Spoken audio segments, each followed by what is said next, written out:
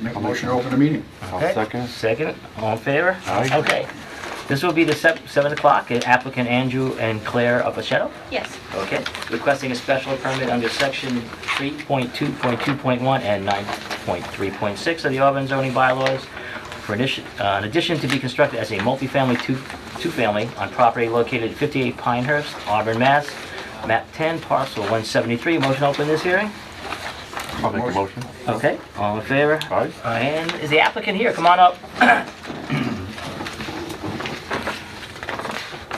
Anywhere. Yeah, make yourself on. Okay.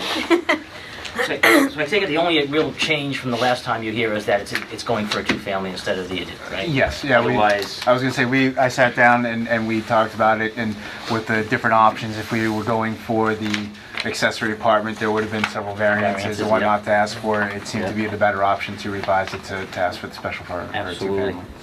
No, that's great. The only question I have, is it sewered there? Yes, it is. Okay.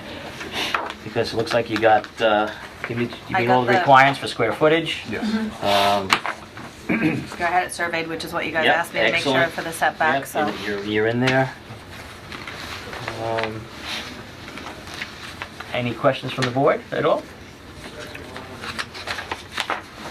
None? No? Okay. Since there is no questions, I'll entertain a motion here. I'll make that motion. Second. A motion and a second. Any conditions or anything like that? Just subject to the plans being built here? Yeah, subject to plans, of course.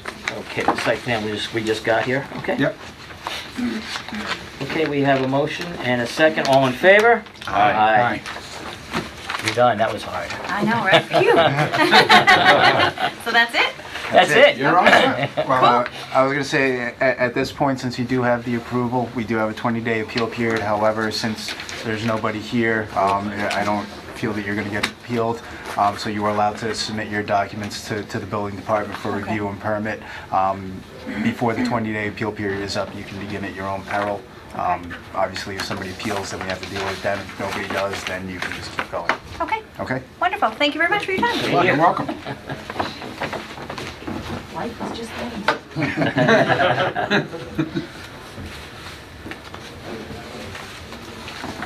They don't always go like that, you know. And Nick, thank you very much for all your time. You're welcome.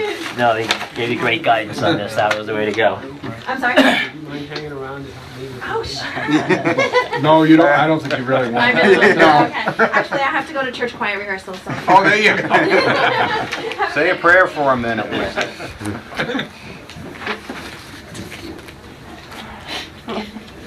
Now we're gonna wait. Well, we got a long wait.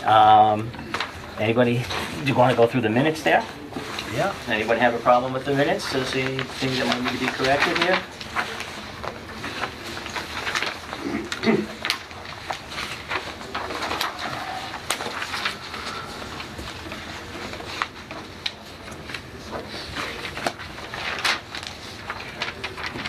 I think everything looked fine.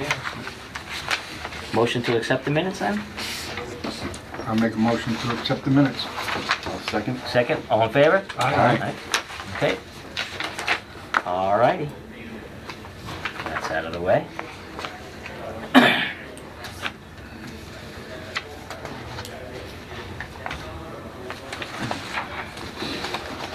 Just gonna look through this here.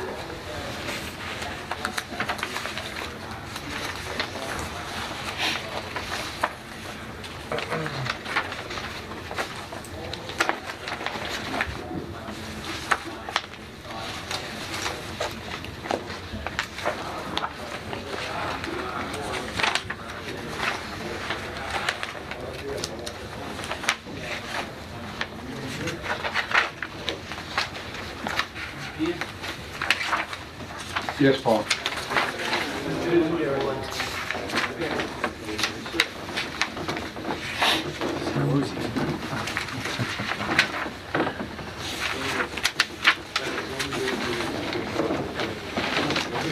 This is a zoning board.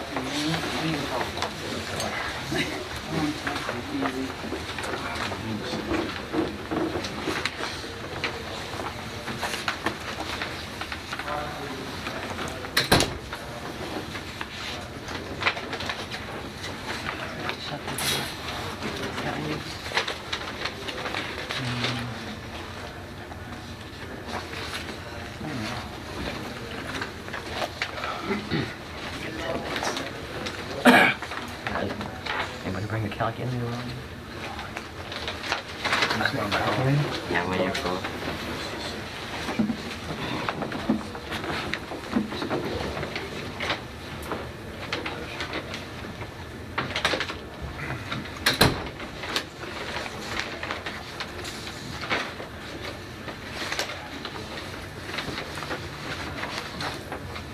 I was driving up here when I drove past the place at Palmertown, I kind of forgot.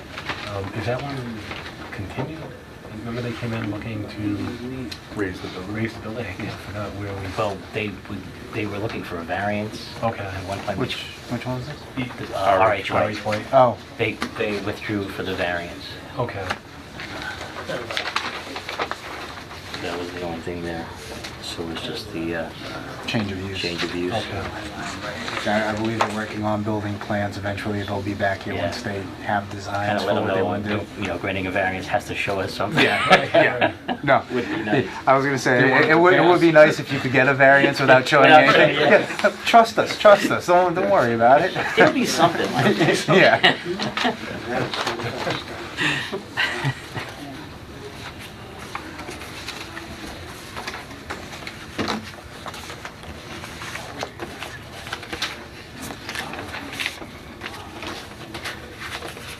I don't know if anyone saw the news, I don't know what town it was, they were talking about the medical marijuana ordinances in towns. We have something in our... We're actually, we've had several discussions about this between Board of Health, Planning, myself, also Julie has been involved, Chief Salukis. We're actually waiting till May until the state hands out what their regs are Okay. before we start There you go. jumping the gun and Right, creating right, stuff. Because yeah. until we know what the state's going to make us conform to, Yeah. we can't really see. Because as I don't know if you saw in the news, there was another town that tried to do this, Right, yeah, and yeah. the Attorney General smacked it down and said, Okay. no, you're not doing this because you have to allow it. So we figured the best route would be to wait and see what the state regs are before Okay. we came in and started modifying them to the town of You're Auburn. just gonna have to wait a little longer. I got I think it was Spencer, I believe. Yeah. Yeah, I'm not sure which one it was. So, but yeah, I know there's on both sides of it, there are people anxious to know what the laws are going to be and what the permitting Okay. process is going to be. I mean, it's going to be, for the most part though, the state's only allowing 35 licenses to be issued throughout the entire state, and I believe they're divvying it up 5 in each county. Yeah. So, at that point, I mean, in all likelihood, is Auburn really the town that's going to be attracting one of 5 licenses in Worcester County? Right. So, Right.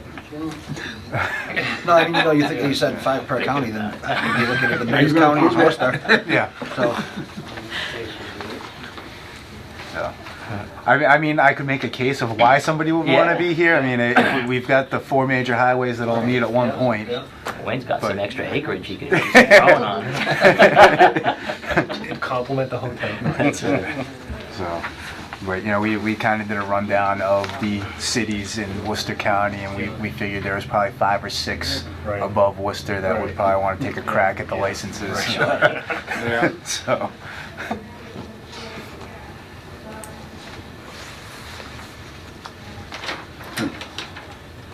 A lot of people in glaucoma. A lot of people in Lacoma.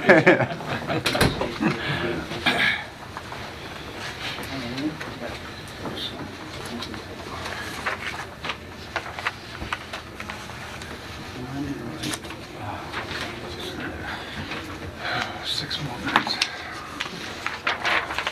tags on when you're waiting, right? You get that right.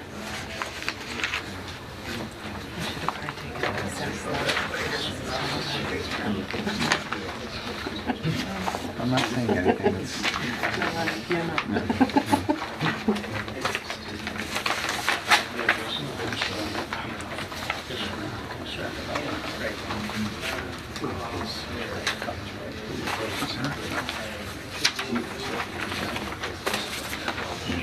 Is there-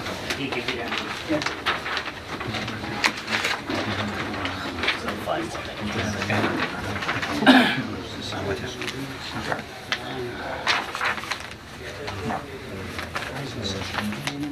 No, we're waiting for our next hearing.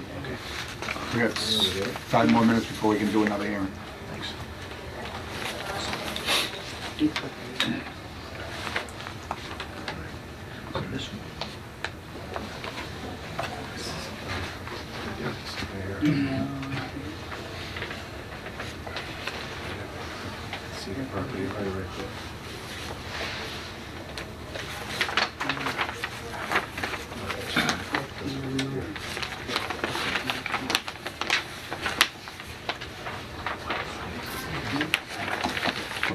No, I was gonna wait.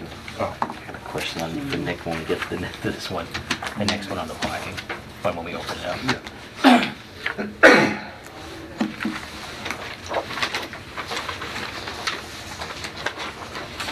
Hey, Dennis, during the finance committee last night, they asked if there were any objections or anything to the zoning board budget.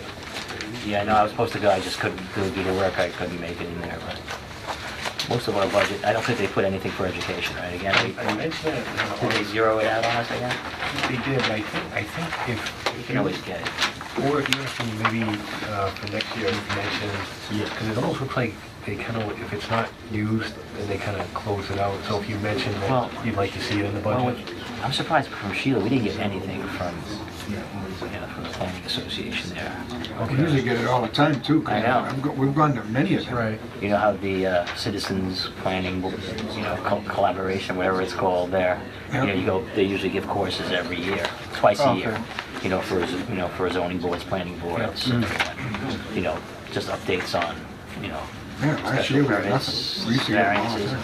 We have got, you've never taken any courses, right? No, I was actually away the first time that they offered at Holy Cross last Yeah, night. I mean, they're great. Pretty good. Yeah. Sheila's Many times. usually notified when they are. Okay. If you can remind Yeah, Sheila, I'll ask her about them. real important for the board. Yeah, I'd like to Take get those, into it. John, you. Oh, they're great. Yeah. They're great. Ed and I, how many we taken? I don't know. Yeah. Great lunch, too. Right, Wayne's taking a ton. Quite a few. Yep. Anything to help.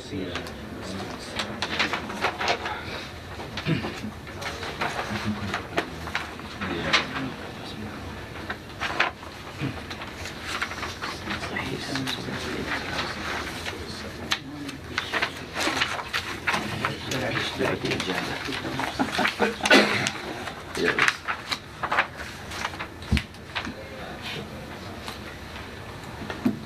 I know, I keep looking at that clock. Is it broken? What time? I think it's moved in the last 20 Bring a deck minutes. of cards next time. Two hands in between. Stop looking at it, or else I'm never. Have to get an atomic clock. Countdown.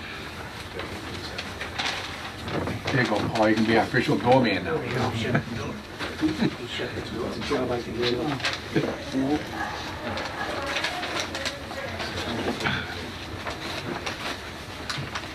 there was a batting cage on time, that clock would be spinning fast, right? Missing the NCAA. Anybody watch the end of the Marquette game? Oh, yeah, the Marquette, and it was Oh, I thought they were gonna lose. St. Mary's, right? Yeah? Yeah. Incredible. A lot of good games. Even Gonzaga just got taken until the last minute. Really? I saw That's the, a 1 seed. yeah. 16. Last year it happened too, there was a Yeah. 1 seed got taken down to the wire. Yeah. Yeah, I did see the Memphis game, yeah, the kid Yeah. just overshot it. Yeah. He had the shot too, the open look. Incredible. Good, great game. Something about that. Yeah. What was it, Butler? Butler made a comeback too. Yeah. Butler was losing for Yeah. a while. And when I lost on was Pitt. That was an 8-9 too. Wichita, yeah. Yeah. Good thing there was no money running on it, because gambling's legal, right? That's right. But there's product at my office, right, in the pool, not mine.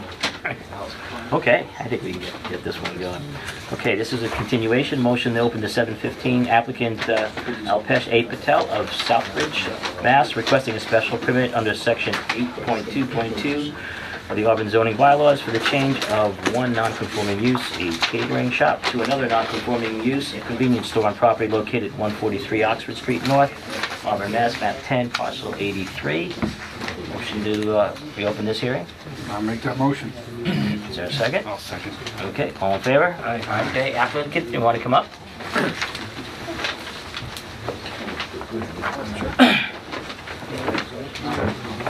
The landlord is also represented by counsel. So just for the records here, who's here? I didn't have the landlord last time. Your name for the record? Yes, Donald O'Neill. I'm a lawyer in Worcester representing Roy Gabriel, who's Gabriel Holdings is the owner of the property. Okay. The only question I have, when we start, who wants to start? Are you going to be handling it for both parties? Well, we had already discussed, I believe we were left off on the parking issue the last time we were here, so I think that the landlord wants to address that, because he would be providing them. Okay.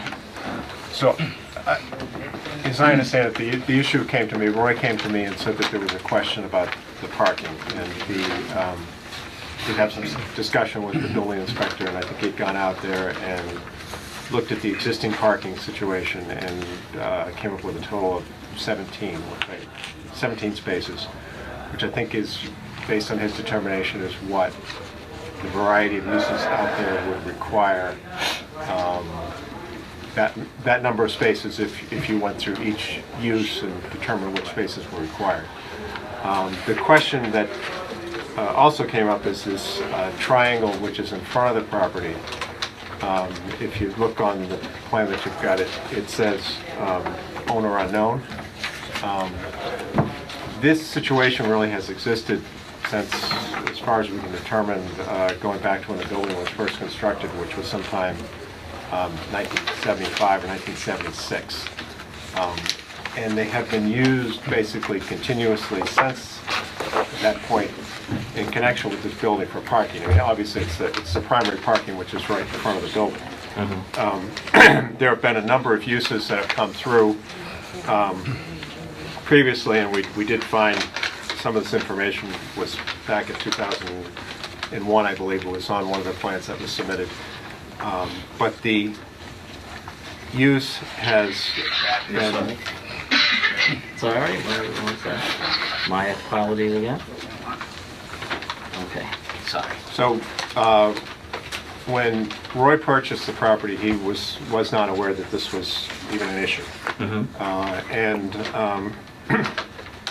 didn't know about it until basically it came up in connection with this proceeding. So he's asked me to basically look into it and see what can be done in terms of clearing up title to that property. I think I do have a title examiner who's working on it, and this property, it's an interesting spot because the canal, there used to be a canal that went right through there. There's existing river which is still there, but there was also a canal, and there was also a street called Main Street, which was at some point was discontinued. That actually went right through the building and out into this triangle as well.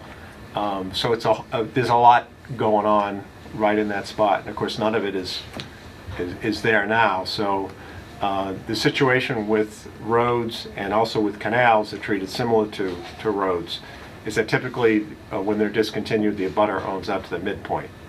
So and the canal basically went right through here. And as I say, we've got some old plans that show it going right through the building.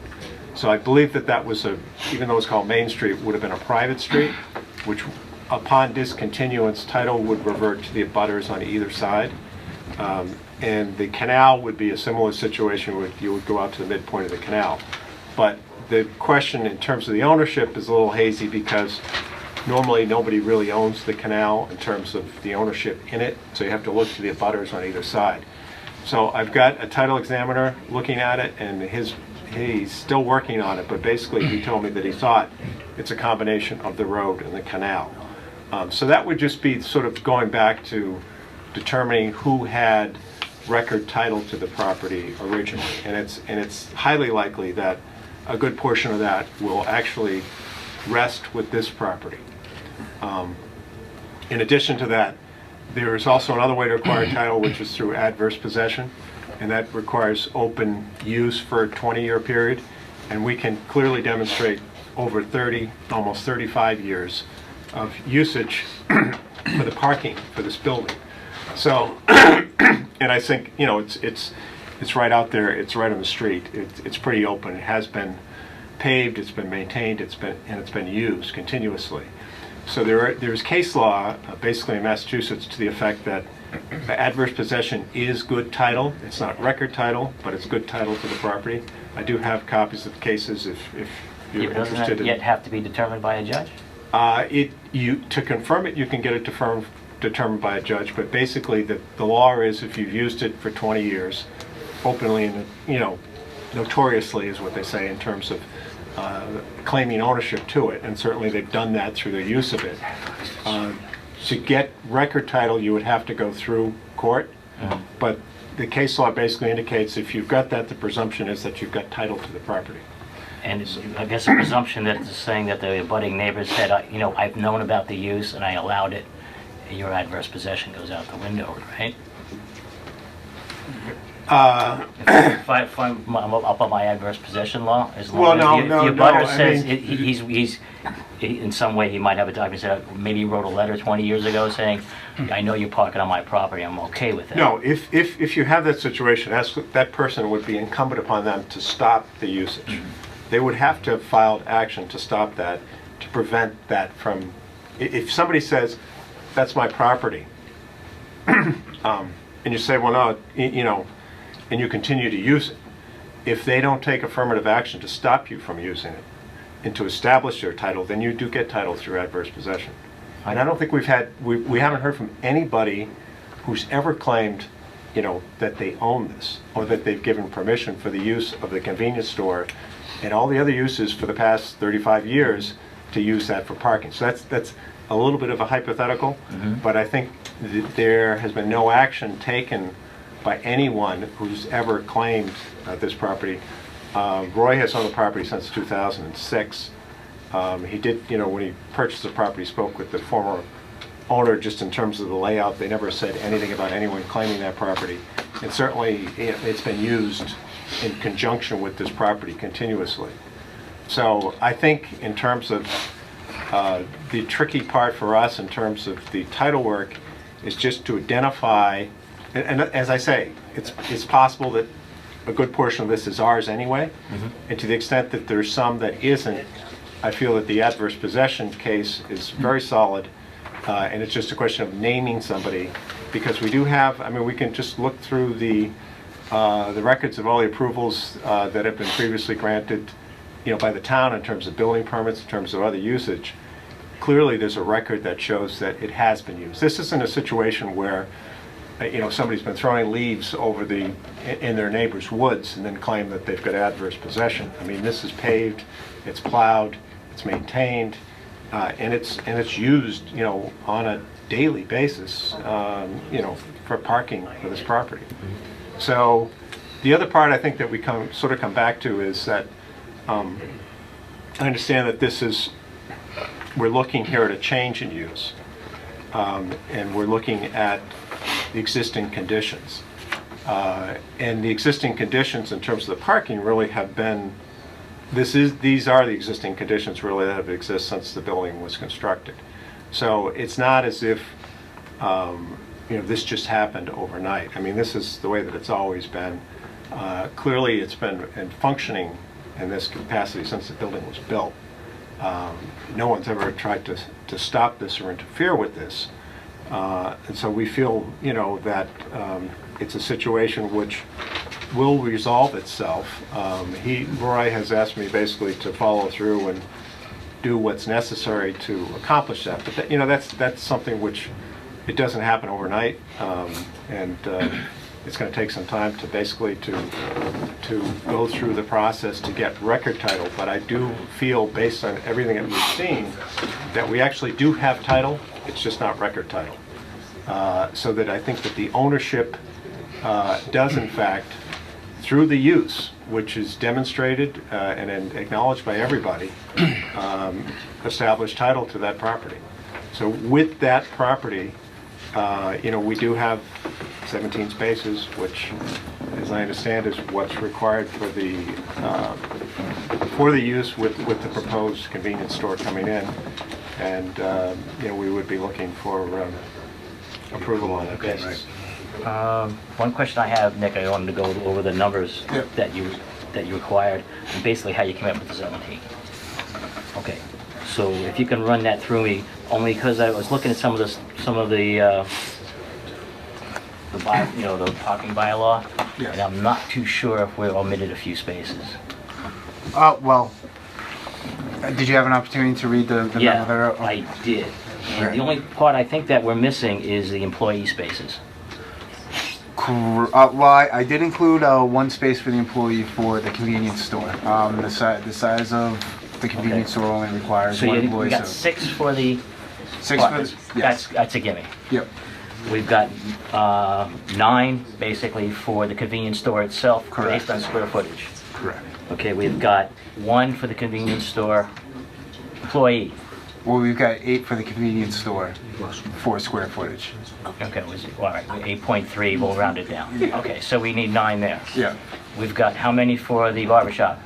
There's only 2 required for the barber shop. Why is there only 2? Because of the 180 square feet? Yes, because the way that the ordinances were written back in 1999 when this was approved, it's by the net square footage. So the net square footage is usable space. It doesn't include closets, bathrooms, or storage areas. So that's why it drops down the amount of square But it footage that's also calculated. requires 1 for the largest shift, for each employee on the largest Not shift. not 1999. That was a revision that was made afterwards. The revision was made a month before the application. Not. No, which. The revision was, I think, May of '99. The application of the permit was June of '99. Okay. I can go back and double check that. Okay. I might have read the previous ordinance I then. think the actual ordinance was in place before the special permit. Okay. So that's one thing just to check, because Yeah. that would require at 1 at the most shift, and he's got 3 chairs. So then that would require 5 spaces. You're looking at around 22 spaces then. Oh yeah. It would require that- 5 spaces for the.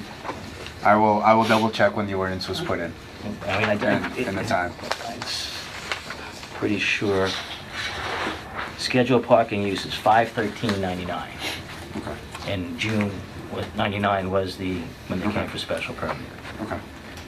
I will look and see when But that's enacted. the only thing I'm not clear on is because I think we need to have a finding by someone to say those first 5 spaces are actually yours, on your property. We can't really go forth with a special permit subject to a major finding like that by another board. Well, Well, I would say we've had previous uses now. I know, but still, I mean, it's still, whoever, Unclear. unknown still on here. But it was with unclear a in stamp. 2001 when the uses were approved. Right. So in terms of, Well, this is the first time I've seen someone where it's, I can someone's show you a claiming it's not plan theirs. from 2001 that has the notation on it. The plan we From submitted Plan says So that. also unknown? Yes. that was And submitted I got that plan from and approved by the board.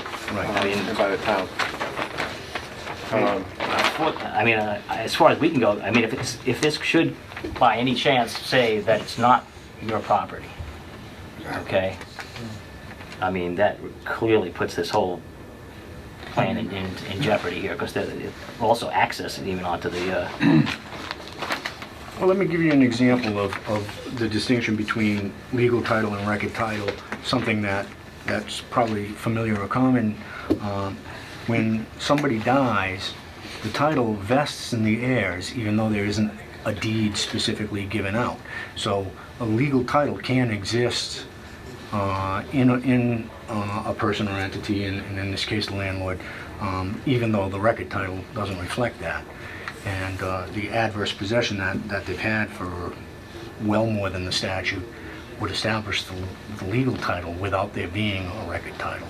So in other words, there is nobody that would have standing to challenge a decision that you make here, because there's nobody that could challenge this legal title that's been vested in the landlord through his predecessors. or an abutter could challenge this. Even in a butter who was How far did you research the deeds back on this? on to On this one here? Yeah, on the property. Yeah, I didn't do the I'm title. sure we can go to title rep going back probably, In the 50s somewhere? No, back to like 1916 or before, yeah. Okay. Did they give any dimensions? They give you rods and links back then, or how did they? Well, again, you've got the canal and you've got the road going right Okay. through there.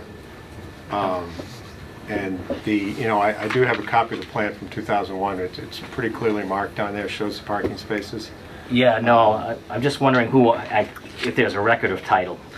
I was going to say, I looked into this too, because I was curious myself as to who might have owned this. Yeah. And as far back, even in our assessor's maps, it shows an unknown user ever since it was divided up, and that dates back, I believe, to 1935 was on the assessor's map. It showed an unknown user. Or Who an paid the unknown taxes on owner. it? I don't know. If anybody. Yeah, nobody. Nobody paid taxes? No. So somebody owes the town a lot of money. Well, you only got 3 years. You only but gotta I pay think it's tax rate, because, again, I think the best guess is because it's a canal, it's water. And at some point it's filled in, way back when. It's a road now, though, yeah, but way. Well, it's this part's not a road, but that also, that same thing went right through the building. But, getting back to your other point, I guess we would say this building was initially approved and the previous uses have been approved based on this exact same parking. So it's really no different than it's ever been. And to that extent, it's really not a change. It's the same parking that's always been there. It's not like we had these 5 spaces and suddenly lost them overnight. No, I totally understand. I mean, just because it was overlooked at one point, and I think someone should have, at that point, cleared up who owned this property, if not just for the tax purposes of the town, who... Well, it's 1,000 square feet, so it's not a huge tax situation. No, but I'm just saying, Yeah. who owns it? I mean, it got by a couple, years ago. I'm shocked at that, but it happened. I mean, I'd like to know who owns it. Before, if you don't own those spaces, it really changes everything. Dennis, you have some abutters here that might, Well, I think we do. Let me finish with Yeah. I think we do own them, regardless of who the record owner is. Based on your records alone, it's been used for we need 20 years. We've got a good 35 years or more, and that's clearly established by all the town records in terms of all when the building was constructed, when all town the records approvals as were far given. yeah, I agree with you. Town records as far as the permit, but not town records as far as who is actually paying taxes on it. Nobody's paying taxes. Right. Right. So Right. the town itself doesn't know who owns it then, because they'd send you a tax bill. That's correct. So, I mean, a board gave you, allowed you to park on it, at one point. But We it never doesn't asked establish your ownership. we never asked anyone for permission to park on it. They've just been Right. parking on it, Right. which is adverse possession. That's what it's all Okay. about. So they've been using it. So in fact, they have established title. So this really, the notation relates to record title, but title has been established through use after 20 years, and we've got 35 years.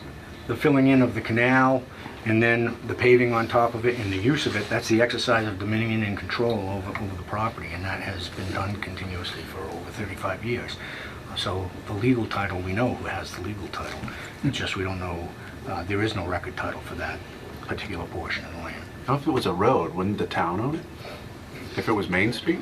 It would only if it was the town. It was most roads really. Most roads are not unless there's a decree road, then the town owns it. But roads in that period, this was an early road.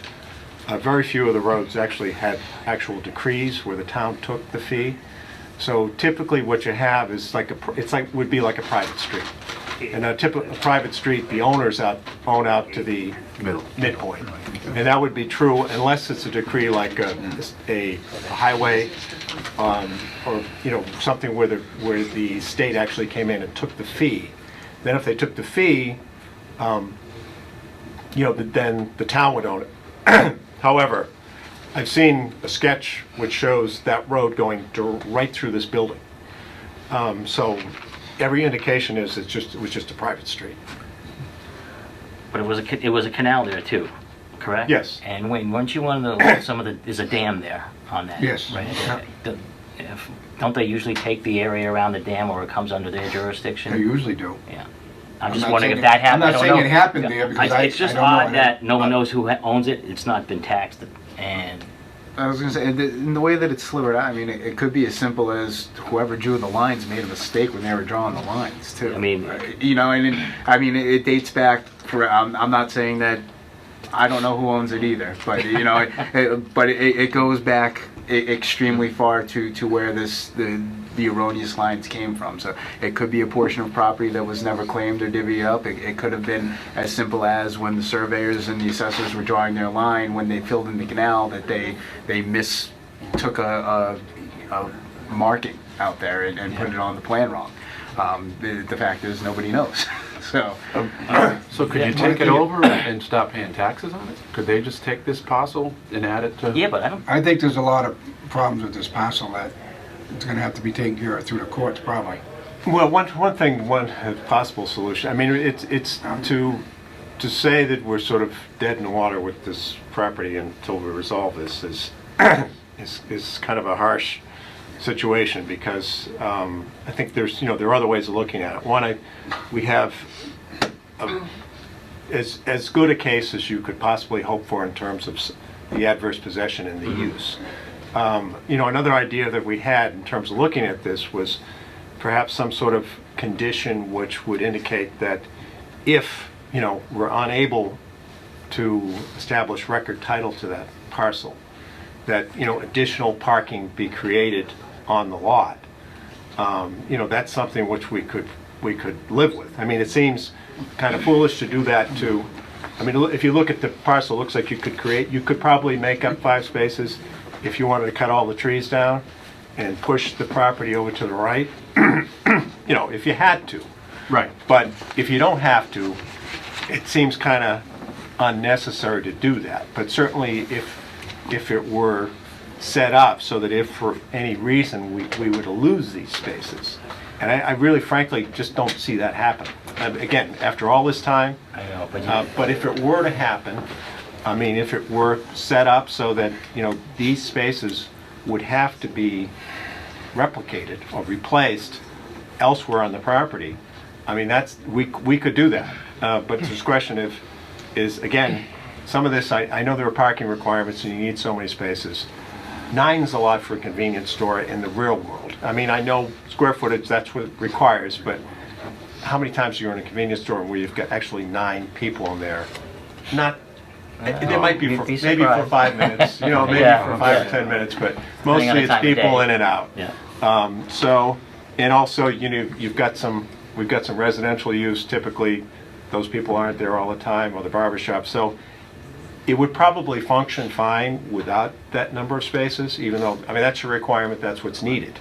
But if we would have a provision which said that, that if we're unable to get this straightened out, and that this would, the parking lot would be expanded to replace these situations, it seems to me that would allow us kind of to go forward without, because in reality, these are the best parking spaces around. If you create additional parking over on the right-hand side of the property, you'll meet the parking requirement, but, who's going to use them?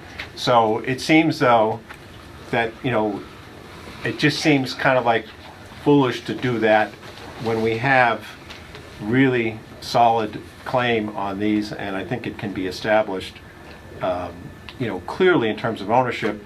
If for some reason we're wrong and we have to create 5 additional spaces, we'd be prepared to do that. But it seems, again, to do that now, it seems like kind of foolish when you have these other spaces, which we feel we have, full authority to use and have been using, going back to 1976. And I understand the argument. The only problem is there is no clear title. There's record title. We think it's clear title. You think it's clear title. Yeah. But with the provisions, you know, if he's Well- willing to, Here's the problem with No. special permit is you, typically, we're not, and it's probably in chapter 40, that yeah. you can't grant the special permit based on a finding of substance from another group. In other words, we'll make this subject to, they found that they have these 5 spaces. Even in court? Huh? Even court? Well, if you had a court document saying you own this, then there isn't any question.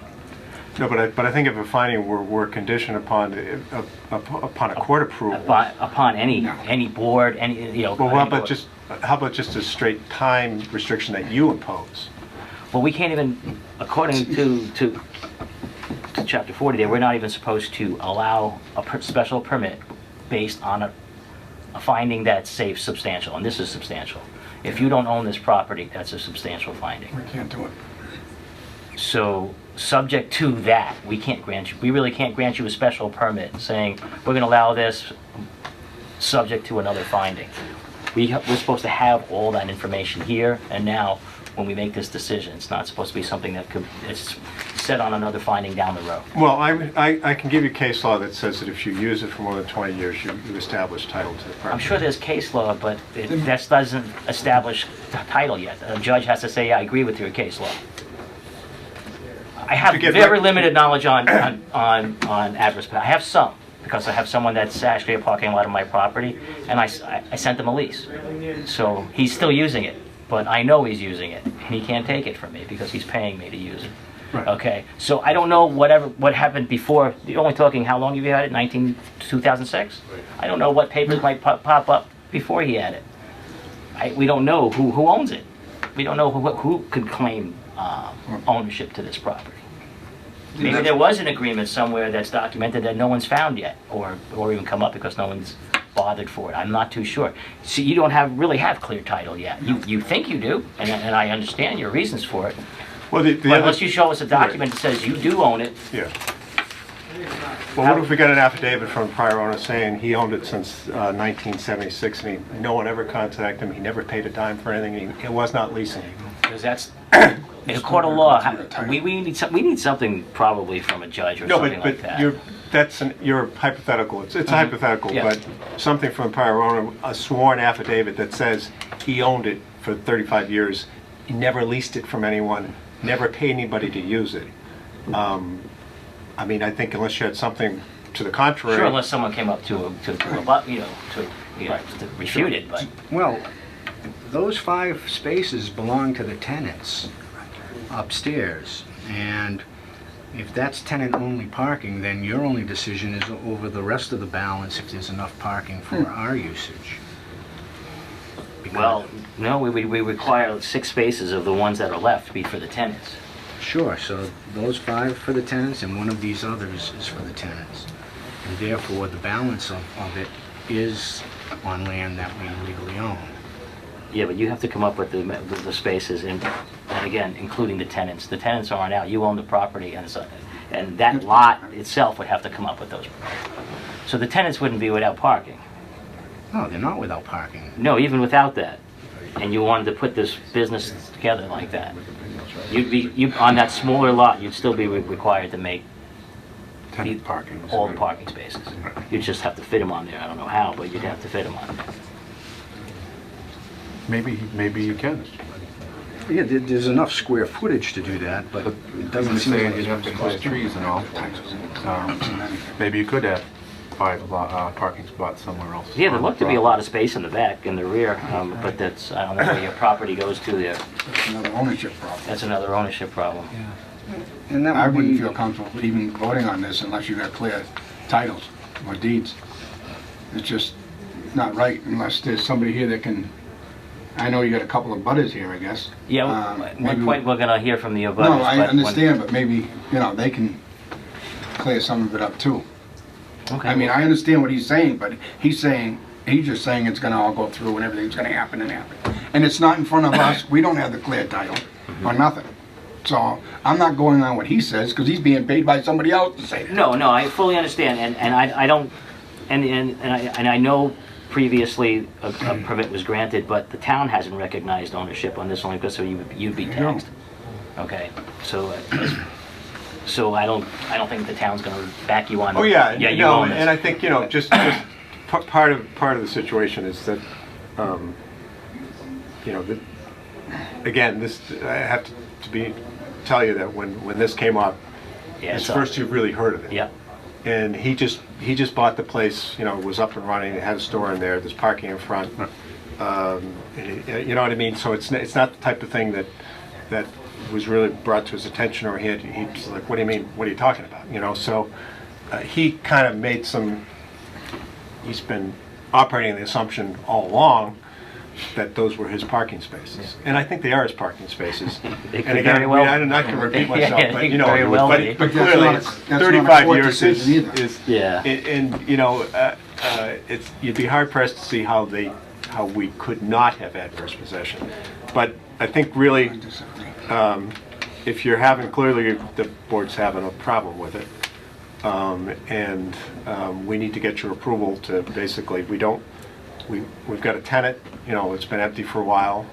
He's anxious to get his business going, and I think it's a good thing for the town, for everyone basically to allow that, if we can, to come up with a way that can happen.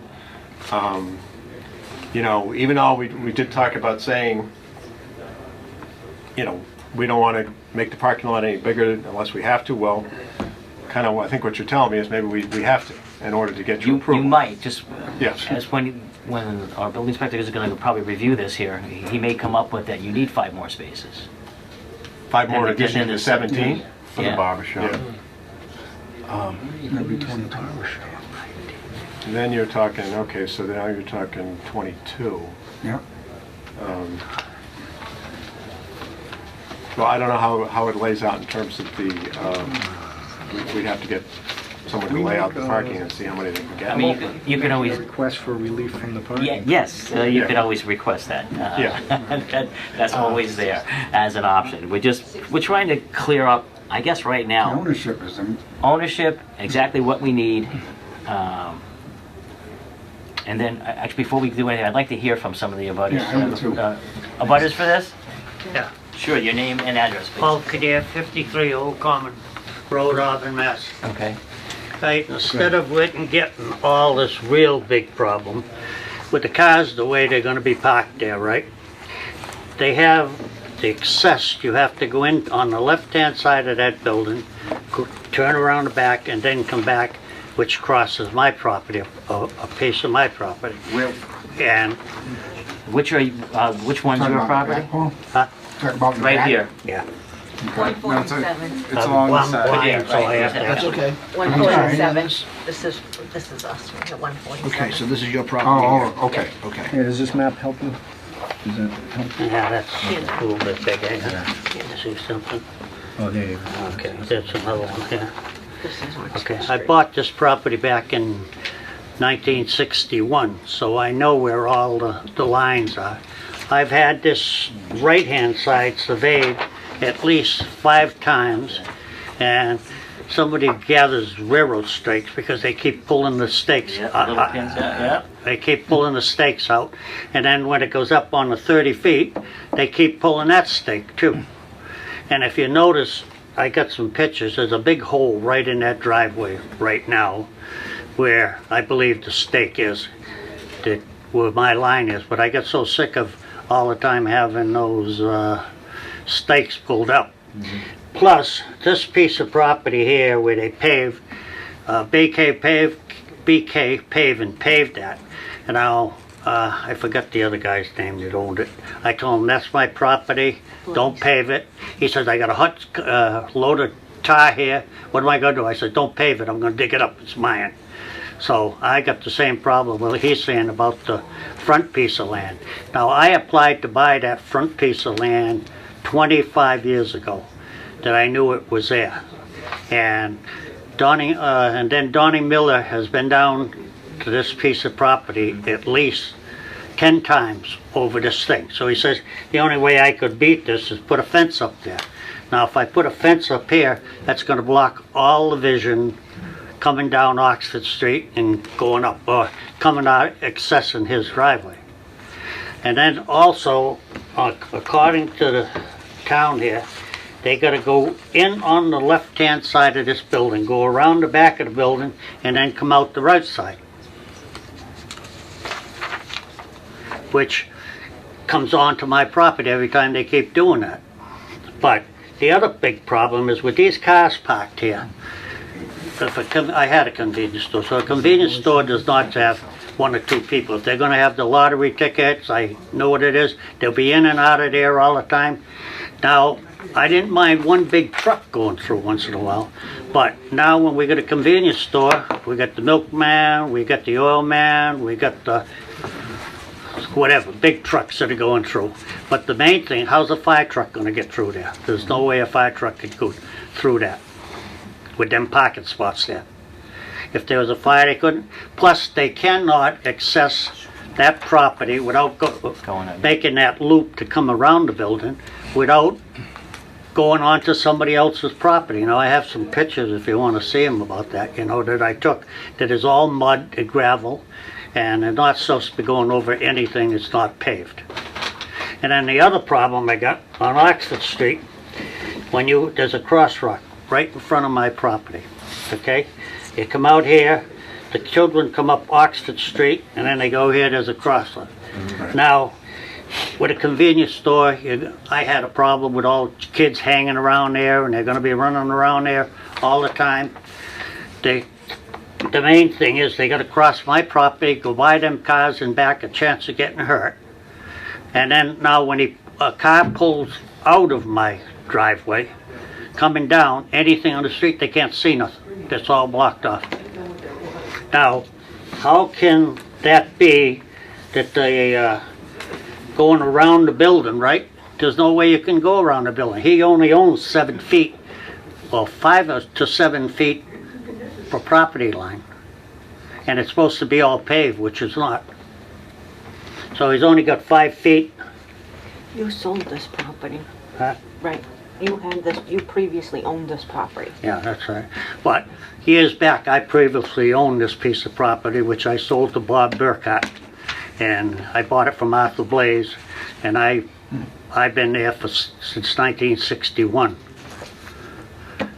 And I understand all this. Now, there is a right-of-way right through the right side of that property. It's Main Street that goes back. Yeah, that's what we're talking about. Yeah, So you know okay. about this? Huh? You know about this? Yeah. The Main Street? Yep. And half of that is my property, and half of it is my tenant's, my neighbor's property, okay? But that there center line, which I'm concerned about mainly, too, that I'm here, that I don't have the problem again of what we got, who owns the land, that piece of unknown property, right? I've been checking on that for 20 years, and now, according to my lawyer, he claims that piece of property has to be diverted back to the town. The town then has to put it for sale up to auction, and the only 2 people who are allowed to bid this are abutters. So, now it's about that unclaimed piece. I don't know, nobody's been paying the taxes on it all these years or anything, you know? I can see our point where you think you Yeah, might well, have clear title. No, but I was saying, he's on it since 61, he's been watching somebody else use it for parking for their store for the last 35 years, and never did anything about it. So, Yes, I did, we never filed suit. but no, I don't have so. So there's adverse possession, if he did own it, and he used to own this property. So I guess we're back to, you know, what do fire trucks do? If there's a fire, they drive off the pavement onto the mud and back, and they get around it. Okay. So, I mean, I think that's, in terms of fire safety, they don't need pavement Okay, to that's get to fine. a property that's on Okay. fire. How, you tell me how he can come in on the left-hand side of the building, he's got 7 feet, which he owns none of this property here, and go around here and turn around and exit Well, here. again, this building has been here since 1976. It's been, this is I sold that piece of land, I think it was, we got that written down there. Because when I bought this land, I purchased it from Arthur Blaze in 1961. And I bought it, and then Huh? That's your that's your front. I have a copy here of the deed that shows when I bought it and everything else and about the land. Are you talking about your car parcel or this Yeah. parcel? Okay. And then in the back there, which I sold to Bob Burkhardt, which sold it to, I forget the next guy's name. This is Bob Burkott transferring to this Perloff Developers. And then this is where it It says belonged to the Arthur Blaze first, who I purchased it from. easement. That's possible. This is what. That's what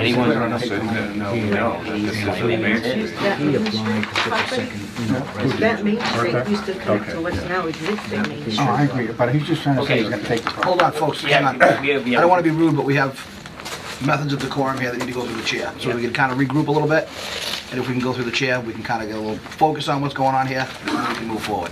Thank you. So you still have the floor if you want to continue. I want to just hear the rest of what you were saying there about because you have firsthand knowledge of the history of this site, Right. more than we've been able to ascertain so far. So what I'm saying also, you're also claiming title also to that unknown area. No, I'm not claiming Okay, for but that. you're claiming I that- I did years back, maybe 10 years ago when Bob Burkhardt owned that piece of property. Okay. I think we're sort of in that same predicament here of who owns it and Okay. who's going to be end up owning it. You know, this looks like something that Well, the only thing I'm few people concerned have a claim is, to, a right to it. how are you gonna, 1 second, sir. He 1 can't- second, sir. That's you can't okay. hear. 1 second, sir. We've been using The chairman. Yeah, I no doubt, and it's something that probably a court's going to have to determine. Yeah, I think you're probably right. Yeah. and then another thing he said about taking by added domain, that I don't want my piece of property being taken because I had it surveyed, I don't know how many times, and once a year I got my no parking sign that there's a law, and I drive my car in there, I park there, and with the no parking sign for 24 hours once a year. And then I also plow that myself on one side to make sure that nobody's saying that they're taking care of it all. Well, there you go. Mr. Chairman, I'm not sure if the sketch that we had submitted to you or the plan shows a little area of pavement, a little small little triangle There's a little bigger. in the corner down by the street. Yeah, right here.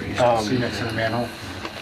Now, the big triangle is 1,000 square feet, so that piece can't be more than, I don't know, 100. 100 at the most, or maybe 50. So if that's the area that he's talking about in terms of the encroachment, you know, that it's something that, you know, it's a pretty small area. It's not certainly something which is going to prevent people from exiting on that side of the property if they can't cross that, But in order for that little... 5 feet by 10 feet. that little pace that you're talking about, you coming down Oxford Street, the cars cut across my property to go over that land into that place that says that it's a one-way street around that building. You can't go out around the back of that building because it is not his property. He only owns about 7 feet from the corner of his building there. I know, but I was trying to address your concern about your property. Yeah, right. Where your not the neighbor's property, Right. your property. Yeah. Is that tiny little triangle in right, front. okay. Very small. Okay. But I think we're maybe back to the point where one possibility would be to request relief for the parking requirements. And I guess that would require determination as to how many exactly are required. And then secondly would be to look to see what we could do in terms of this area, you know, facing a building from the street on the right-hand side, you know, how many additional parking spaces we could get in there. You know, if So you're looking for a continuance? well, I don't think I want to vote. You know. Yeah. But So, I mean, And we can continue this to our next meeting. It's, we meet once a month, so it's, you've got 30 days to even work out between the two parties. If there's might be something else you can work out in the meantime. There's all kinds of deals to be made, I would imagine, on here. So if you'd like to continue, you can ask us to, we'll consider continuance to our next meeting. I think that we'll need some input in it, and, you need to know what you're facing to do. So I don't think we're gonna have much choice. I think we would request then that we have a continuance on this so that we can get to the root of either or, the title over that area or some sort of relief on the parking. So. And just before we do that, is there any other abutters for this? No, that'll be it. You'll be, okay. And Nick, you're gonna come up with the exact amount they... Yeah, I'll double check the ordinances and when they were enacted, when the application was, to confirm that. Before you do anything, you're gonna need to know exactly how many... So based on that, the date of that amendment, you're saying the parking for the barber shop would go from 2 to 5? Yeah, Would it go from 2 to 7? it goes, 2 to 5. Okay. Because it's the largest shift. If you have 3 chairs there, your largest shift is going to be 3. You require 2 just for the square footage, so there's 5 for that. You got 6 just for the tenants. I'm sorry, do they actually have, do we know whether they have 3 barbers? 3 chairs, 3 employees. He gets his hair cut there. It's There you go. 8 people deep every time you go in there. Yeah. So you required 6 for the tenants. 8.3, we'll round it down to 8 for the convenience store, and if you're telling me he only has 1 employee on his largest shift, Yeah. 1 employee. That's what I was told. Yeah, exactly. That's what we're told. So there goes the numbers. I think you're up at somewhere around 22. And Yeah, so if we go 9, 6, 15, and 5, so we're 21, 22. yeah. Mr. Chair, if I may. Sure. I do frequent the establishment. I think it's a great location. For the record, I'm certainly not against or for the project. But as Mr. Kadir pointed out, spaces 11 through 17, if you have parking there, it's extremely difficult to drive behind the building. Spaces labeled 6 through 10, those aren't real parking spaces because they've been grown in for quite a period of time. And most people sort of, I guess what you call a parallel park along the existing property line. You might get 3 vehicles in there if you're lucky. There's no place to put snow. There's no dumpsters on the property that would require with a convenience store as well. And behind it, you have power lines and basically an unpaved area that, if I'm not mistaken, I have to double check it, but I believe that's controlled by New England Power for an easement of the power lines.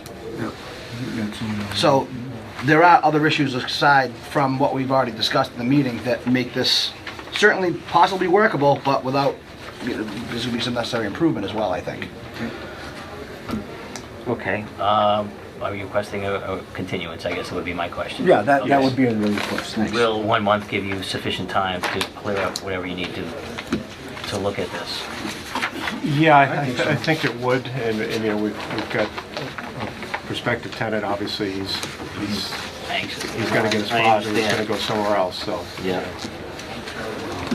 Anyone have the calendar handy by any chance? It would be April 18th. April 18th? Thank you. And I don't know if there's anyone in there yet, but we can put you for 7 o'clock, I guess. That would be great. I don't know of any applications right Usually they now. don't come in, so if you can notify Sheila that there's going to be a 7 o'clock already. Yeah. For the abutters here, because you're not going to get notified again, we're going to meet on the 18th of next month at 7 o'clock here. Actually, it'll be in the other room. I'm sorry, it won't be here. Either or. Okay. So we need a motion to continue to that date and time? I'll make a motion to continue. Second. All in favor? Aye. Any opposed? Okay. We'll see you. Thank you very much. Good luck with this, guys. Thank you. What a mess.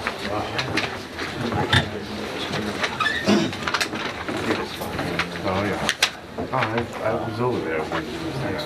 I visited the office. When he had to tell me what the code was, that parking lot, property, so it's still like that.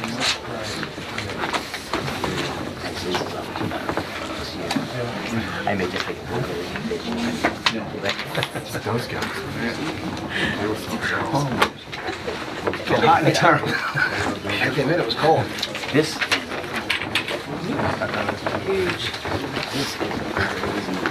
No, I smell it. Okay, so it wasn't just... Maybe the town owns it, yeah, and we have to go up for auction, and the only people that can bid on it. that's interesting. That is Actually, interesting.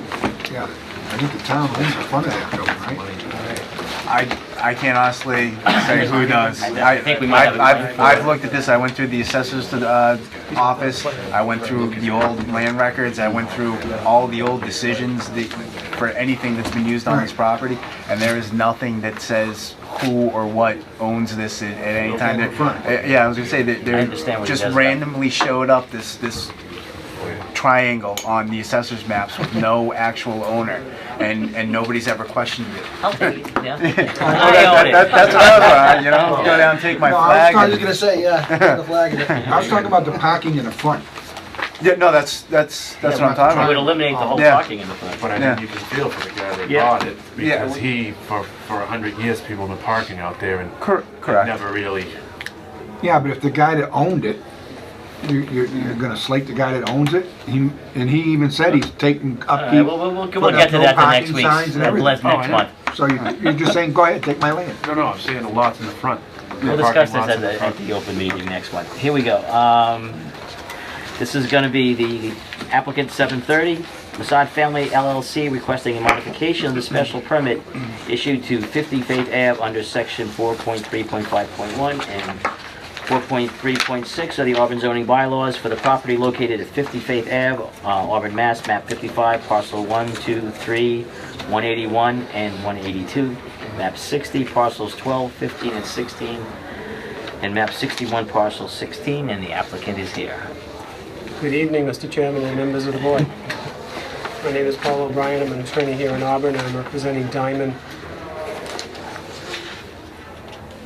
Chevrolet, Cadillac, Buick, all of the above. I'll leave it.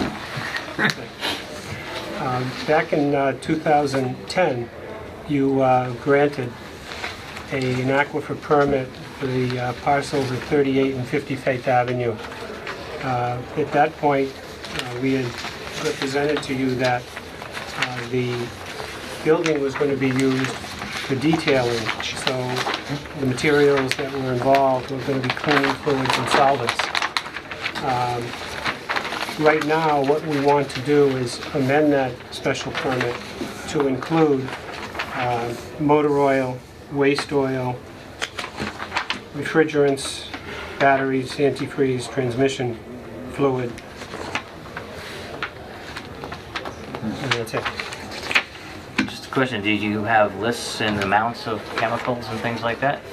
Well, we're basically going to do exactly what we did before. We're going to have the same capacity tanks.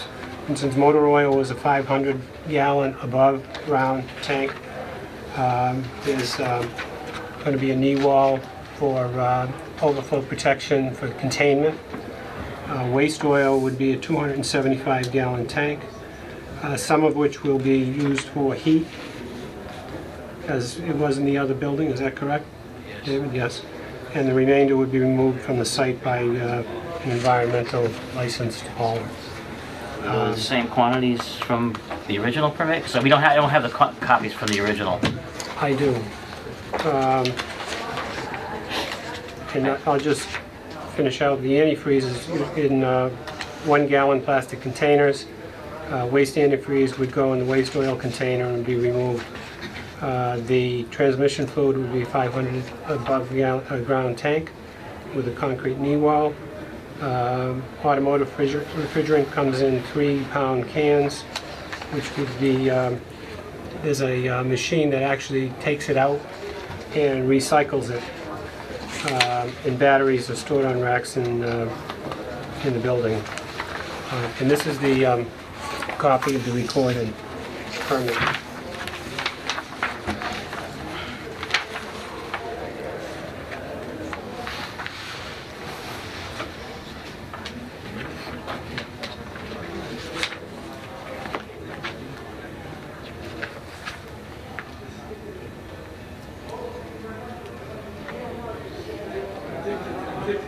2010, but didn't we come in for a special permit last year?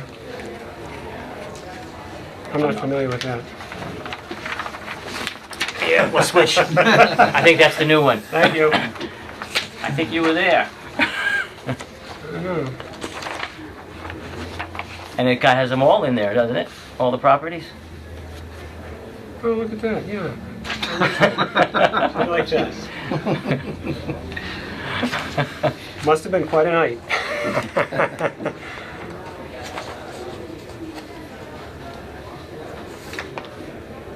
So maybe we don't need this.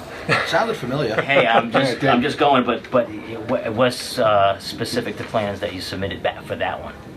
I'm sorry? I think you had a different engineering firm back We then. did. We had HST. Right. Okay. So, but those plans were specific to that, so I don't know what this is gonna do at this point, because it doesn't relate to this. Okay.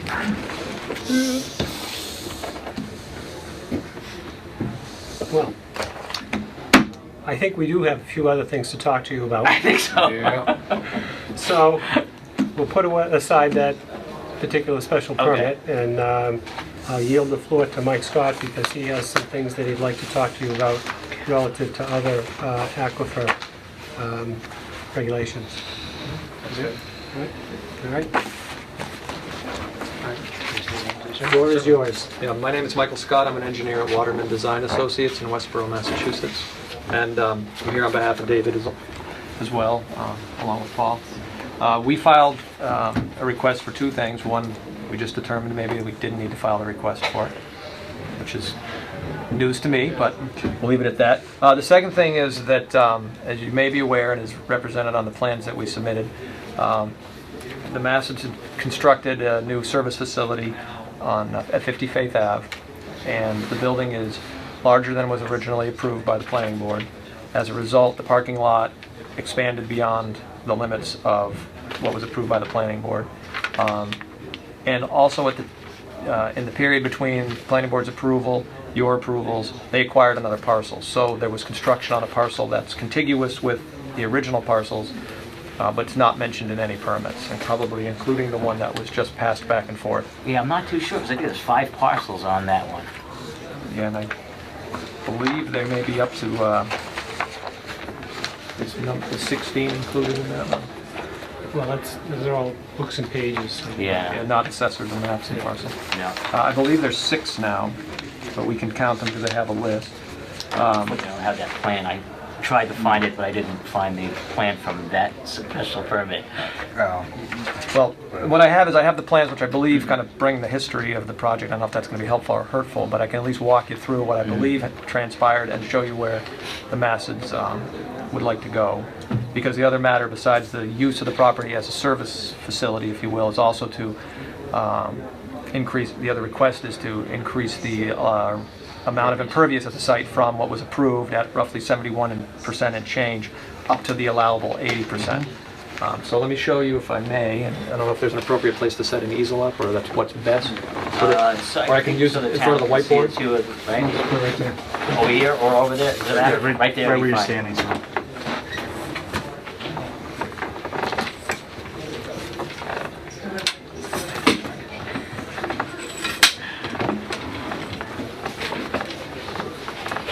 Since I haven't used this one before, then I'll follow around.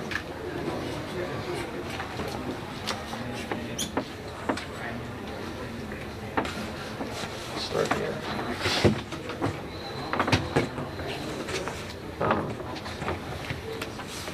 This plan is a plan that was done in '07 through about '10 by Cullinan Engineering. Just going to reach for my notes. If that's okay. And this shows parcels 50, or sorry, number 50 and 38, which was the original permit that Mr. O'Brien passed over to you a few minutes ago. And what you're seeing is this is Faith Ave here, and Faith Ave loops around, so we have Faith Ave on the other side of the property. And they were originally going to use this as a detailing building and expand in this manner. Subsequent to this plan, I believe this is the plan that the permit that was just passed back and forth would probably refer to. This was done by HST last, summer of 2011, June of 2011. Yeah, okay. Is this the plan that? I think, yeah, this I is, believe that's the one. I believe this is the plan of record from the planning board, from what Mr. Burney has told me, and also for this board, from what Mr. Antenovica has told me. So what you can see here is the property has grown essentially in that direction. They own all the land to east to Faith Ave. They've demolished a number of homes on this part of the site. They demolished the old building that was here on this part of the site. They had approval to put up something on the order of a 16,000 square foot building with the associated parking and storage. And the green areas, or the green line represents what would have been lawn or landscaped areas. The red line's the new property boundary.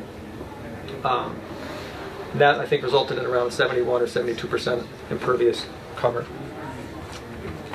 So fast forward to when we were hired last summer and we surveyed the property for the first time. This is what was actually constructed.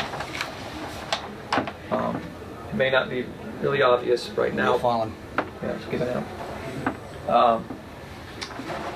You can see they actually added another parcel here. There's a map, this is map parcel 16 rather. There was a home here that was demolished, and the building, which was approved at about that footprint, expanded out to be about 40% larger than was approved.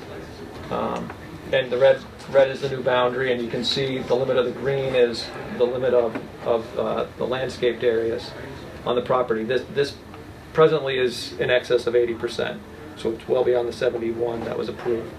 Now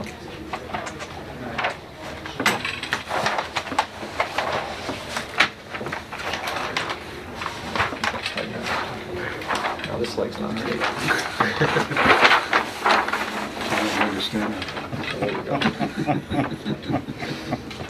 Oh, yeah. Should have brought the old one.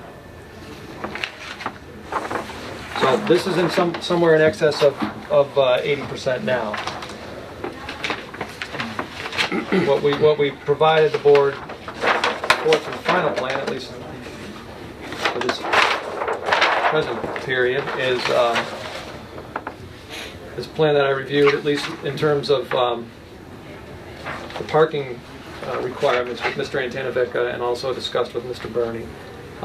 This shows, what you see here is the elimination of some of the parking at the perimeter of the property to satisfy the 10-foot no parking, and also some loss of parking within the property where there are existing light poles. So what this would allow them to do is retain most of the infrastructure without having to deconstruct everything they built last summer and through last fall, but allow them also to come into conformance with the zoning requirement, provided the 80% open space were allowed with a special permit.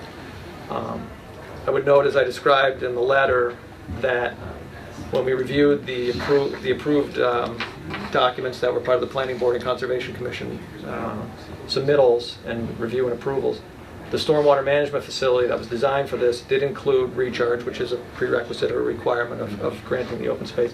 It was actually pretty conservatively sized in that they had significantly greater amount of recharge than would have been required to meet the standard. And that was in part because the soils out here were deemed pretty fantastic. It was very good standing gravelly material, which is why it's part of the zone 2 and 3 of the aquifer areas. And you can see the aquifer areas here. 2 is on the east side, 3 is on the west side. The building and the use of the storage of the chemicals that Mr. O'Brien just spoke about all actually occur on the back side of the building. There's actually a tank bunker here rather than being above grade. They're actually in a containment unit stored below grade, so there's a tank inside a concrete vessel that's then cleaned out. So those products are actually as far removed from the aquifer line as it could be on with this building. This area, so if you haven't been in there, this part of the building is call it the meet and greet or the write-up area, and this is actually where all the service occurs. So your lifts are in here, and this is where you do your write-up or wait for your vehicle. This shows a few other things that we're going to discuss with the planning board, and it may have been maybe pertinent to you. It also shows the elimination of a second driveway out the back, which was not something that was originally approved, I believe. And it shows the relocation or reconfiguration of the accessible parking spaces at the front. So after I discussed the requirements of the zoning bylaw with Mr. Antanavica, we issued a zoning opinion saying that this would meet, in fact, meet the parking requirements of the town. So really asking right now that the board consider, it sounds like you've already considered and allowed the use of the and storage of the chemicals on the site, but also to allow, in essence, the masses to unbuild some of what they've constructed out here to get themselves back to an acceptable level of imperviousness at the site. And I guess at that, if The only question I have on the impervious, if you're going over 80%, then I don't believe that's still, They're I think over- I think you're looking at a variance. this rather is than to bring it special back to 80. This plan would bring it back to 80. Right, it's going to bring it back to 80. So right That's now, right. They're over 80. It's over.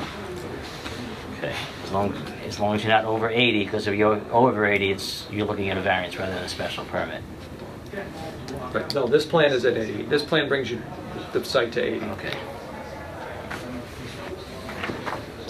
And that's only considering this piece of property as one parcel, which of course that's what the permit's granted for. They own numerous parcels on this side, which may, if, and this is something Mr. Massett had asked us to bring up, if this were looked as one campus, they may in fact be under the 80% or well under the 80 as they are now. Okay. Did you get a chance? I don't probably need to look at that last special permit a little further. Sure. But This one from 2011? yeah, given all those properties, because again, it only refers to the not a.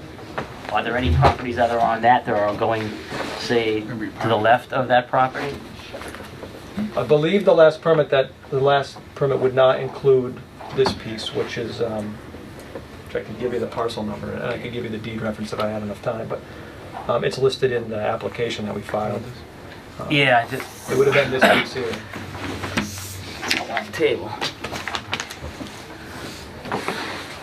Can you show me 38, 40, 44, 48, and 50?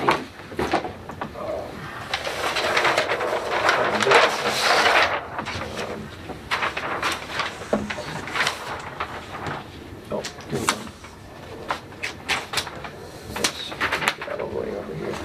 This is from your GIS system, which is a little easier for me to point out, but you're talking about parcel numbers or street numbers? I think Street numbers. these are street numbers 38, 40, 44, 48, and 50. All right, they're not apparent here, but because all the parcels aren't shown, but 38 was right here. 50 was this corner where their old building had been. And then you have 40, there was a home here, 44 was at the outermost corner, and 48 was right in this area. And then this is 34, which would be the new piece. Was this line, if you projected straight through, the red line, that would be 34. You can't see it now, but you can see it on the other plan that's on the floor.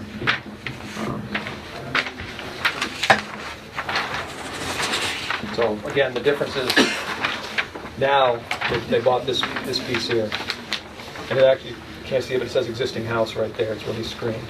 That building came down. So they have a total of 1, 2, 3, 4, 5, 6, 7, 8. There's actually 8 parcels that made up those 4 or 5 addresses. So this one actually is pertinent relative to that. That's what I'm trying to make sure what Materials. I'm looking at. Yeah, the materials were at, I mean, that's one of the reasons we asked to incorporate that other parcel, which was this piece that wasn't part of their most So recent that would permit. bring you under 80%? The calculations we did were based on this red line, which is everything they own today. This is over 80. The plan which is what's there today, the plan behind it, which is what we're terming an interim parking plan, and I can explain that if it's of interest to the board. That gets you under 80. That's sheet 2. So where is the pervious that you're going to add, right? They're getting rid of, all the green. Anything that's in green here is new. They're reducing. They'll be tearing the parking lot out, parts of the parking lot out. And again, the reason the strips are narrow is because there are light poles there. Any place there's a strip, those narrow strips, there are existing lighting bases with poles. And the thought was you could have head-in parking against those, have a narrow strip, add some islands on the ends. The perimeter, this portion of the site we wouldn't change other than right here against, there's a retaining wall, we're showing you the removal of that. And we're getting rid of that 10-foot of pavement against the retaining wall that's at the perimeter of the site. That also would alleviate any parking within the 10-foot setback that might otherwise be going on.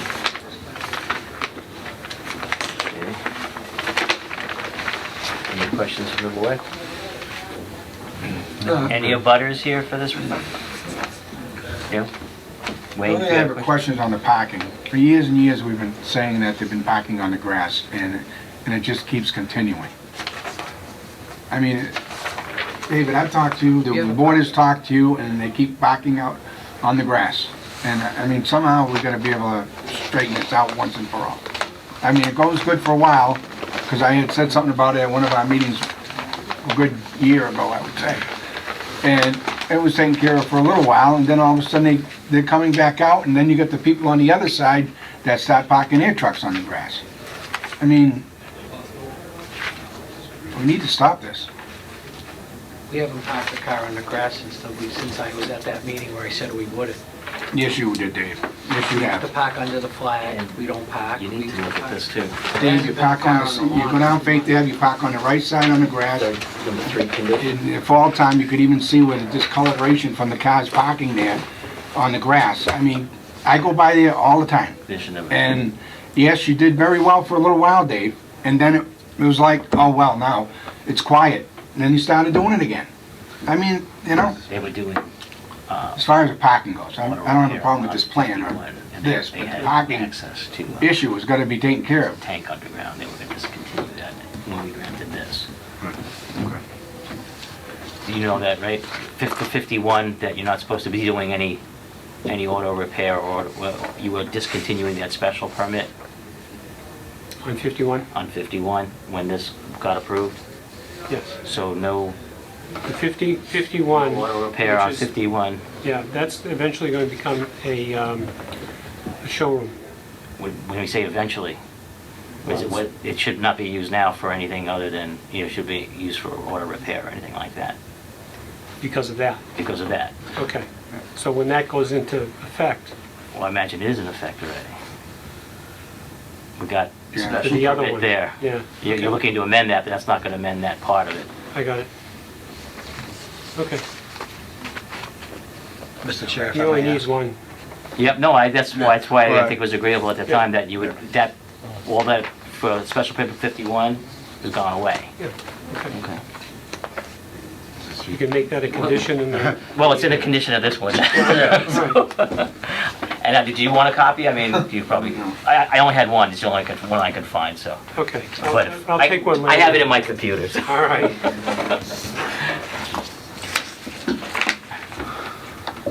Thank you very much. I mean, otherwise, Be a memento of... otherwise you already have your permits pretty much, I think, for the property you're looking, but you already have those. Right.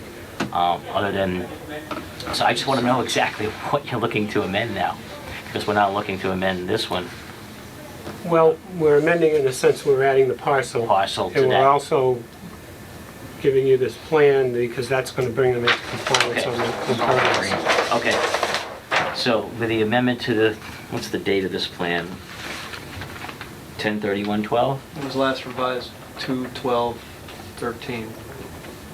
Up the right side. 2/12/13, okay. So we're gonna amend it, and as far as the quantities that were on that original, The 2000, yeah, is it 2000, it's 2010, I think. I think, well, the date should be on there. Well, 2011 one didn't have the quantities, I don't think. Well, it was planned, there was submitted with that and subject to, Separate. yeah, there Okay. were other things that just weren't put in the it. decision, but subject to those documents submitted at that meeting. So you might want to review those and make sure we don't go over those. Those probably were sufficient, or maybe exactly the same. I just couldn't pull up all those documents at this time. Okay. But I think I that's can the check special my permit that files we're and- looking to really amend. Yeah. So whatever those were, we're not to exceed those. So the only thing we were doing is adding that parcel, changing the plan, which is bringing it more conforming to the bylaw, which is great. Yeah. That's all. We've been bringing it in. Are we good with that? Yeah. Yeah. Otherwise, we're not changing everything, the aquifer conditions are in there, naturally it's in. Right. Any comments from the board, other than that? I'm all set with it. It's good. Okay. So, with motion to amend, and if there's any conditions or anything like that, or it's subject to what plans we want here, we'll go with that new estate that he was giving us. It's not on any of these, though. It'll be up on the upper right. Is it on the upper right? Oh, yeah, 21213, there it is, thank you. Yep, it's right there. Okay, is there any motion? I'll make a motion to approve based on the conditions that the existing plan that they have presented, as long as that's correct and the parcel is attached. And, All other conditions as far as the original? We're trying to- well, I guess the thing I was gonna ask is if somebody could explain to me, before I do that, I apologize. Could you explain to me on that map somewhere where you take your trade-in cars and where you store them somewhere? Do you have trade-in cars on that map where you have a designated spot where they go in? And the reason I ask that is because people trade in older cars that tend to leak, have problems with them, you know, and again, about aquifer. So that was the one question I had, but if you Where could are just show your me. used cars inventory? We put them right over here. Okay, so that's where I'm wondering if, again, with the aquifer, Well, I think on the original plans that Graves did a review of all the drainage and where your oil and water, separators There are. are actually 3 out there. Yeah. okay. Yeah. So you're satisfied, I just want to make sure we're satisfied with And that. I've Yeah. seen them put in the storm septic. Yeah. Okay. They are in the ground. That was already reviewed on that last application that we had a Graves review. Okay. I'm positive with okay, So back to the motion to approve the conditions that exist then. Yep. yeah. I'll second that. Whoever's gonna do that, the motion include the plan date of 2/12/13? Yes, Okay, and with all the conditions met based on the presentation they just provided. okay, and still subject to the conditions on the original of 2011? Yeah, that's what I said. Okay. I'll second it. Okay. All right, all in favor? Aye. Any opposed? Okay, Thank you all. you're welcome. Have a good night. Thank you.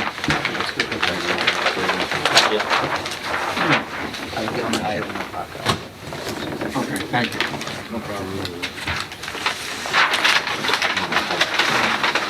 I went through my computer because I remember this whole thing. I also remember 7:45 and 51. 8:30? Yeah, that was a big one, because you were trying to get rid of it. Yeah. So that was good to bring it up. Yeah, because I wanted angles to it. He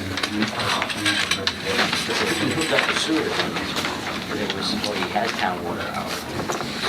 Yeah. See, 51 didn't it, right? 51 had a tank in it, that's why we were willing to give it this, discontinue this. Okay. Yeah, and I'll take a look at that.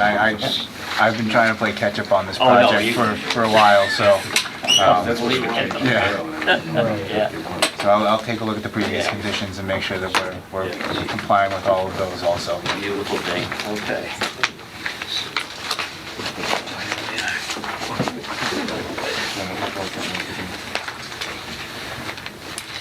I'm just saying to make sure nobody parks on this. I'll see if that- Okay, Yeah, hope so. Okay. You're right, though. I know. motion to open the 7:45 hearing. Applicant David, is it Teta?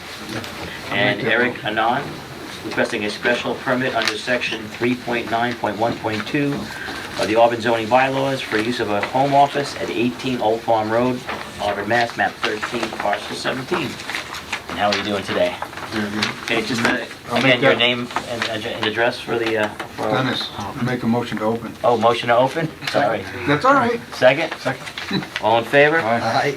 And while we're at it, do we make a motion to close that last one? Make a motion. Okay. Second. Second, all in favor? Aye. Okay.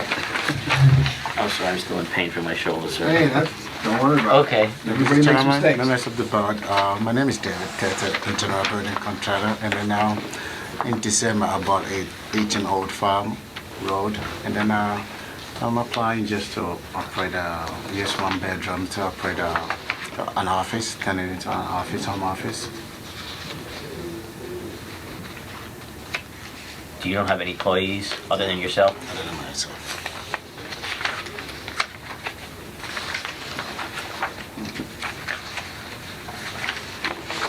Do you get any deliveries of any? No. No construction equipment? No construction. No trucks? No trucks. No signs, no advertising? No sign, no advertising. Everything basically phone and computer type of business? Yep.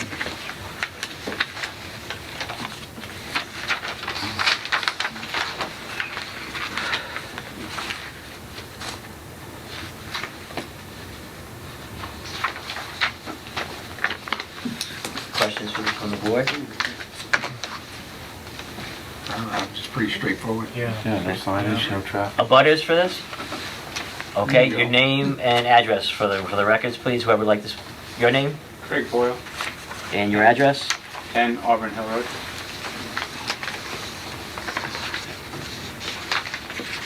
Anyone who sees it on the abutters list, please let me know. 10, okay. First page, second row towards the bottom. Another abutter? Thomas Capina, 23 Old Farm Road. 23 Old Farm Road. Left side, second from the bottom. Left side, second from the bottom, okay. Any other abutters? Yes, sir. Mark Zanotti, 16 Old Farm Road. 16 Old Farm Road. You think they'd give this to in order, but they don't. Middle column, second from the God forbid, that would be too easy. Okay. You found it? Middle column, second from the top. Okay. Yes. Denise Kirk, 15 Old Farm Road. Okay, find this one First first. row, Mr. Boyle. First row? Third from the bottom and the Third from the center. bottom, second.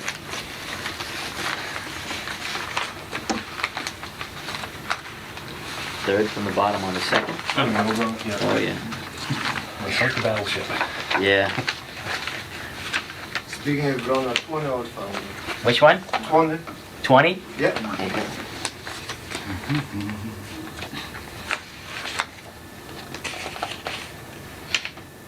Up top, second row top. It's not as easy as it looks. They make us look good. It should be easier, I gotta tell you. Okay, well, we'd like to hear from abutters if there, what comments you have on this. Who'd like to be first? Basically, we just had the same questions you just basically brought up. Okay. Equipment, traffic, growth of the company. We don't, we don't know anything about it. We don't know what's going on. Like I said, in the future, if something does grow, I mean, what happens then? I mean, we don't want to stop anything here, but we're just concerned about, like I said, those questions, Yeah. basically. And I see there's in application, there's just two names for home office. Over here is one person. Now, who is Eric Anon? Is he an owner of the property? It's a partial owner. It's my brother, half-brother. Okay, does he live at the property, or Yeah. he does live at the He property? does live. Is he part of the business also? It's not part of the business. Again, so you're not gonna have any kind of trucks? No. You're not gonna store any kind of construction material? No. You're not gonna require signage? No. Okay, so deliveries, no deliveries of any kind of products? Mostly or- on site, so usually. Yeah, I would imagine you deliver to whatever construction site.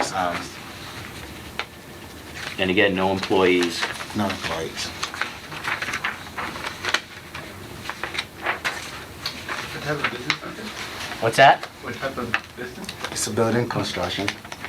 Oh, building truck? You're a supervisor, right? Yeah. You do supervisor. Sorry, with through the Yeah. computer Yeah. and a phone.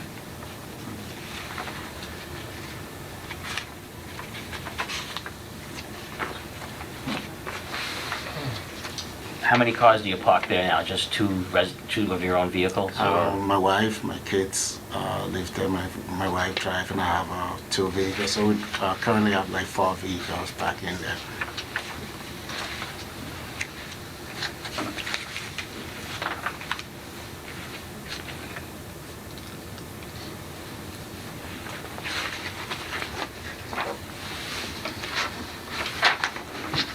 Any other questions from our butters here? I mean, we can do restrictions on this naturally to limit just exactly what he's told us here. You can't have any employees. What if, any particular hours of operation for your business, or you just, I mean... Mainly when I get home, I go to bed, so... So, type of these in-homes, it's his house, I don't know what he's doing when he's in. Like I said, there won't be any cars on the street or anything like that. I mean, that's, you know... Where do you typically meet clients? You said you had to meet clients. Mainly on the site, so... On site, okay, so you wouldn't have to, we could put a restriction that you don't meet clients at your house? That would be okay with you? That would be okay. No deliveries. Well, other than, if he has UPS delivery to his house for... Yeah. We say construction materials. Construction Yeah, no materials. storing of construction materials. And otherwise, if you were to look at your house from when you're running your business, you couldn't tell there would be a business in there, correct? That's just No, one you room, won't it's just, you're not gonna change the way the look of the residence at all. It won't change. And he would have to apply for that anyway, if there was if... Signage, anything like Oh, yeah, if you that? put up signage or anything like that, or added more, you'd have to come back. In other words, even if your vehicle has signage on it, you can't, we don't want you parking that in the residential area. So you have a truck that says your company name on it. There's something on that. That's a tough one That's a though, tough one. because we have RH White vehicles that people park in their driveway, so now driveways. you can't tell them that they can't park in their driveway because it has RH White on it. Okay, do you have is it a truck vehicle that you use? I have a truck vehicle currently without name on it, which I'm planning to put a name You on are it. planning to put a name on it? Okay. Yeah, it's kind of You- tough. You could limit the number of commercial vehicles on there. I mean, obviously, he It's has gonna to be a have a conversion, pickup truck, right. but you could say that as long as it is one of the residents' commercial vehicles that lives there, and Yeah. there's no additional employees that use that vehicle or something of that Yeah, nature. that'd be good. Um, And it's just like a pickup truck? It's a van. It's a van. Okay. We need some motions on this and whatever conditions and restrictions you want to put on it. There's no more questions from anyone? I'll make a motion to approve the special permit, and with the conditions being no delivery of construction materials. Any other, How about any storage of construction materials? no storage of construction materials. No signage. Limit to one, the necessary vehicle that we just spoke of. Yeah. And that's for a resident, right? Yes. Yeah. So one commercial vehicle, and it has to be a resident, Right. Yeah. resident's vehicle. Now, should we do a limit on the employees, or just Well, he doesn't have any employees. leave it as, No employees. leave it as No he's just employees, the because only one that's doing we it? don't show him any parking plan for employees other than just his own residence, so. no- Okay. All right.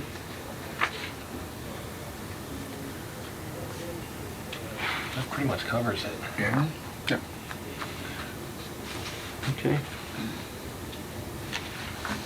Okay, we have a motion with some conditions there, a second? Second. Okay, all in favor? Aye. Any opposed? No. It's approved. Thank you. Thank you. Okay, and want to close this? Motion to close? Close. Second, all in favor? Aye. It's good that you guys come. Yeah, no, I'd like to hear from the neighbors. Oh, yeah, definitely. It's good that you came and you just put it in. Yeah, I know. A lot of people just wouldn't. Yeah, how can you tell? Other than the truck, maybe. Yeah, but you think you just work for them. He's doing the right thing.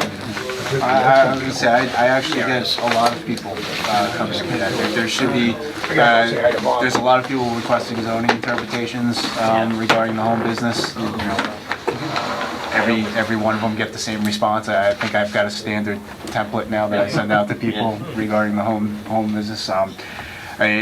As part of that though, when I do get a zoning interpretation, I do a follow-up, within a month or two afterwards, because if I don't see them on an agenda, it kind of makes me question if they followed through with it or not. So, I mean, it's kind of the double-edged sword. Do I ask the question or not? But once you ask the question, then I know about it. So, Right. but yeah.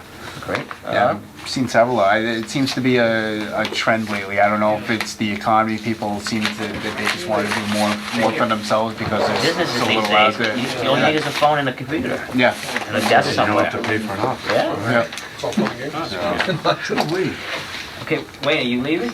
Okay, if we want to make a motion to adjourn, we can. I'll make a motion to adjourn. Okay, all in favor? Aye. Aye.